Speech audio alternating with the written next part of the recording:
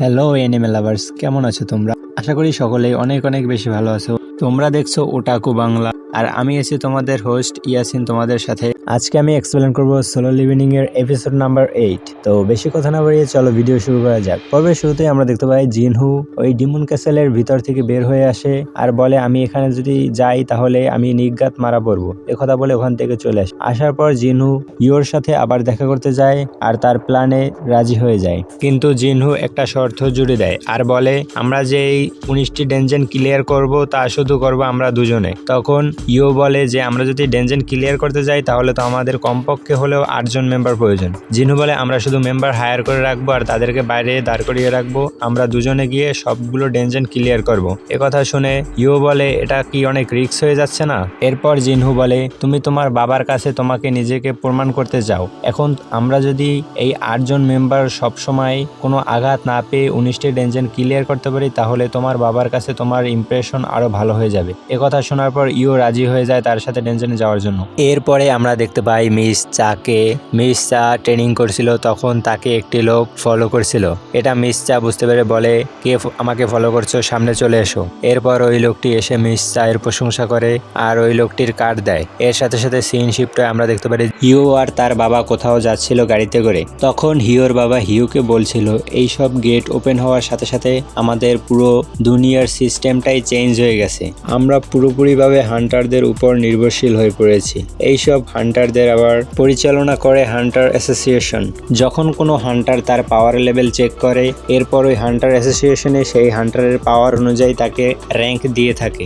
Rank দেওয়ার ফলে এখানে যত সব বড় র্যাঙ্কের হান্টার আসে তাদেরকে এই দেশের 5টি বড় বড় গিল্ড তাদের গ্রুপে জয়েন করিয়ে নেয়। আর তারা অনেক বেশি মানা ক্রিস্টাল উৎপাদন করে আর সেগুলো বিক্রি করে তারা অনেক বেশি বড় লোক হয়ে যাচ্ছে। এর সাথে সাথে ওই 5 গিল্ডের নাম বলে, Hunter guild, reaper guild, white tiger guild, night guild, fan guild. এরপর হিওর বাবা আরো বলে, এই সকল গিল্ড এভাবে বড় হয়ে যাচ্ছে, আমাদেরও কিছু একটা করা উচিত। আমরা এই কান্ট্রির জন্য অনেক কিছু করেছি, এখন আমরা নিজেরা একটা গিল্ড প্রতিষ্ঠা করব। এটা শোনার পর হিও বলে, তাহলে তো আমাদেরকে এস র্যাঙ্কের হান্টার আমাদের গ্রুপে জয়েন করাতে হবে, এর ফলে আমার বড় ভাইয়ের অনেকটা লাইফ রিস্ক হয়ে যেতে পারে। এরপরে সিন শিফট হয় এবং আমরা দেখতে পারি জিনহু ওয়ার্কআউট করছিল, কিন্তু ওয়ার্কআউটের ফলে তার এক্সট্রা ওয়ার্কআউটগুলো কাউন্ট হচ্ছিল না। এটা দেখার পর জিনহু কারেন্ট লেভেল চেক করে আর দেখে তার লেভেলও খুব একটা বাড়ছিল না। জিনহু তখন বলে, আমি যদি এভাবে ট্রেনিং করতে থাকি তাহলে আমার লেভেল খুব তাড়াতাড়ি বাড়বে না। এরপর জিনহু মনে মনে চিন্তা করে, আমি তাহলে ডেট প্ল্যান্টটিতে যাই আর সেখানে থাকা মনস্টারগুলোকে মারি, এর ফলে আমার লেভেল আপ হবে। এরপর জিনহু আরো ভাবে, আমি যদি ওই মনস্টারগুলোকে মারি তাহলে তো আমার কোনো রকমের এক্সপিরিয়েন্স হবে না। ঠিক তখনই জিনহুকে হান্টার অ্যাসোসিয়েশন থেকে একটি নোটিফিকেশন দেয় আর বলে একটা ডেনজেনে যাওয়ার জন্য। জিনহু তখন বলে, আমি যদি এদের সাথে যাই তাহলে তো আমি একা ফাইট করতে পারবো না, আমার কি যাওয়া উচিত? এটা চিন্তা করছিল আর বলে, যেই দেখি কি হয়। এরপর আমরা দেখতে পাই মিস্টার সংকে, সে তার স্টুডেন্টকে ট্রেনিং দিচ্ছিল আর তার স্টুডেন্ট তাকে বলছিল, মাস্টার আমি তো আপনার সামনে কিছুই না। ঠিক তখনই মিস্টার সং এর কাছে ডেনজেনে যাওয়ার জন্য নোটিফিকেশন আসে আর তার স্টুডেন্ট তাকে বলে, মাস্টার আপনার কি মনে হয় না আপনার এখন রিটায়ার্ড নিয়ে নেওয়া উচিত? তখন মিস্টার সং বলে, হ্যাঁ আমারও তাই মনে হয়। আর ওই ডাবল ডেনজেনের কথা চিন্তা করতে থাকে আর বলে, আমি আমার লাইফের ভালো মুহূর্তগুলো এনজয় করে নিয়েছি, এখন আমি এই সোসাইটিকে কিছু দিতে চাই। এরপর আমরা মিস্টার কিমকে দেখতে পাই, সে তার পরিবারের সাথে সময় কাটাচ্ছিল আর তার কাছে ডেনজেনে যাওয়ার জন্য নোটিফিকেশন আসে। এর সাথে সাথে সিন শিফট হয়, আমরা দেখতে পারি দুইজন এস র্যাঙ্ক হান্টার তাদের ভিতরে ঝগড়া করছিল আর বলছিল, তুমি ওই 3টে পাগলকে একসাথে কেন পাঠিয়েছো? আর বলে, আমি খুব ভালো করেই জানি ওই ইন্টারভিউটা তোমার জন্য ছিল। এরপর চই ইয়ানুকে আরো খেপায় আর বলে, তোমার ইন্টারভিউটা খুব ভালোই ছিল। এরপর মিস্টার চই বলে, এসব কথা বাদ দাও, কাজের কথায় আসো। আমি শুনেছি ইউজিন কনস্ট্রাকশন তাদের নতুন একটি গিল্ড লঞ্চ করতে যাচ্ছে। তখন হোয়াইট টাইগার গিল্ডের চিফ বলে, আমি শুনেছি তারা লুকিয়ে চুরিয়ে কোনো একটা কিছু করছিল, কিন্তু তারা যে গিল্ড লঞ্চ করবে এ ব্যাপারে আমি জানতাম না। এরপর সিন শিফট হয় এবং আমরা দেখতে পারি জুহি তার মায়ের সাথে কথা বলছিল আর তার মা তাকে বলে, তুমি বাড়িতে চলে এসো। তখন জুহি বলে, আমি আমার নিজের সিদ্ধান্ত নিজেই নিতে পারি, এই বলে ফোন রেখে দেয়। আর ঠিক তখনই তার কাছে ডেনজেনে যাওয়ার জন্য নোটিফিকেশন চলে চলে আসে। এরপর সিন শিফট হয়ে আমরা দেখতে পারি চাহিন মিস্টার চায়ের কাছে আসে আর এসে বলে আমাকে ইউজিন কনস্ট্রাকশন থেকে এই কার্ডটি দেয় আর তাদের গিল্ডে ইনভাইট করে। তখন চই বলে তুমি যেহেতু আমাকে এই কথা বলছো তাহলে তো তুমি না করে দিয়েছো তাই না? এ কথা শুনে চহিন বলে হ্যাঁ আমি না করে দিয়েছি। এরপর মিস চা বলে আমি আসার সময় দেখলাম হোয়াইট টাইগার গিল্ডের চিফ এখান থেকে যাচ্ছিল, আপনাদের দুজনের মাঝে কি নিয়ে কথা হচ্ছিল? এরপর আমরা দেখতে পারি মিস্টার চই আর ইয়ানহু কথা বলছিল। চই তখন বলে তোমার জেজু আইল্যান্ড নিয়ে কি প্ল্যান আছে? এরপর ইয়ানহু বলে তুমি হঠাৎ জেজু আইল্যান্ডের কথা কেন বলছো? তখন মিস্টার চই বলে জেজু আইল্যান্ডে রেড হওয়ার পর ওই আইল্যান্ডটা সিল করে দেওয়া হয়েছে, মানুষের মন থেকে ওই আইল্যান্ড সম্পর্কে ভয়ভীতি সব দূর করে দিয়েছে, খালি শুধু দূর থেকে দেখে সবাইকে আপডেট দিচ্ছে। চই তখন ইয়ানহুকে বলে আমি ভবিষ্যতে ওই আইল্যান্ডটাকে ক্লিয়ার করতে চাই। তখন ইয়ানহু বলে এমন কিছু কি আছে তুমি ওই আইল্যান্ডে ছেড়ে এসেছো? একথা শোনার পর চই ড্রিঙ্ক করতে শুরু করে আর তার ফেলে আসা সাথীদের কথা মনে করতে থাকে। এর সাথে সাথে সিন শিফট হয় আমরা দেখতে পারি জিনহুকে।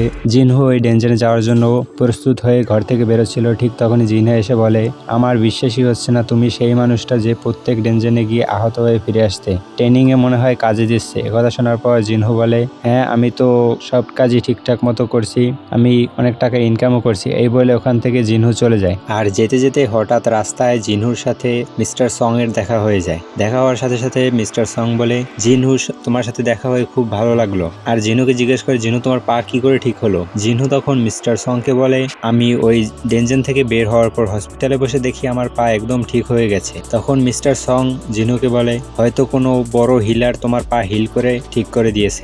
এরপর মিস্টার সংকে জিনহু জিজ্ঞেস করে আপনি এখানে কি করছেন? তখন মিস্টার সং বলে হান্টার অ্যাসোসিয়েশন থেকে আমাকে জরুরি ডাকা হয়েছে। তখন জিনহু বলে আপনাকেও তাহলে এই ডেঞ্জনের জন্য ডাকা হয়েছে? এরপর আমরা দেখতে পাই তারা দুজন গিয়ে একটা ডেঞ্জনের সামনে গিয়ে পৌঁছায়। এরপর আমরা দেখতে পাই এখানে ডাবল ডেঞ্জনে সার্ভাইভ করা সকল লোক এসে পৌঁছায়। আর ওখানে মিস্টার কিমও ছিল। মিস্টার কিম জিনহুর দিকে তাকাতে পারছিল না লজ্জায়, আর চিন্তা করতে থাকে আমাদের নিজেদের যান বাঁচানোর জন্য আমরা জিনহুকে ফেলে ওখানে চলে এসেছিলাম।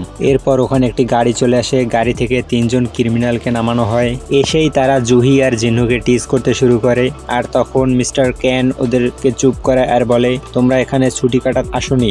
এরপর ওখানে একজন অফিসার এসে বলে এই তিনজন আপনাদের সাথে ডেঞ্জনে যাবে। তখন মিস্টার সং বলে আমরা কি তাহলে ক্রিমিনালদের সাথে টিম আপ করবো নাকি? তখন ওই অফিসার বলে এরা ক্রিমিনাল হলেও তাদের শাস্তি কম করার জন্য এখানে এসেছে, আর তারা ফাইটও খুব ভালো করে। আর দ্বিতীয়ত হান্টাররা খুব ব্যস্ত থাকায় হান্টারদের সংকট আছে, সেই জন্য এই তিনজনকে আমরা আনতে বাধ্য হয়েছি। এরপর ওই অফিসার আরো বলে আপনাদের সাথে মিস্টার ক্যান যাবে, সে একজন বি র্যাঙ্কের হান্টার, সে তো এতটা অবশ্যই পাওয়ারফুল যে ওই তিনজন কয়েদিকে একলা সামলাতে পারবে। জিনহু তখন বলে আমার বিষয়টা খুব একটা ভালো লাগছে না, আমার মনে হয় জুহি তোমার এই ডেঞ্জনে না যাওয়াই উচিত। তখন জুহি জিনুকে জিজ্ঞেস করে তুমি কি করবে, তুমি যাবে? জিনু তখন বলে আমি তো যাব ভিতরে। তখন জুহিও বলে আমিও যাব ভিতরে। এরপর আমরা দেখতে পাই ওই তিনজন কয়েদিকে মুক্ত করে দেওয়া হয়। মুক্ত করে দেওয়ার ফলে ওই তিনজন কয়েদি খুব খুশি হচ্ছিল। এরপরে মিস্টার ক্যান জিনহু আর সং এর কাছে এসে বলে আমি মিস্টার ক্যান হান্টার অ্যাসোসিয়েশনের সার্ভিস ইন্সপেক্টর।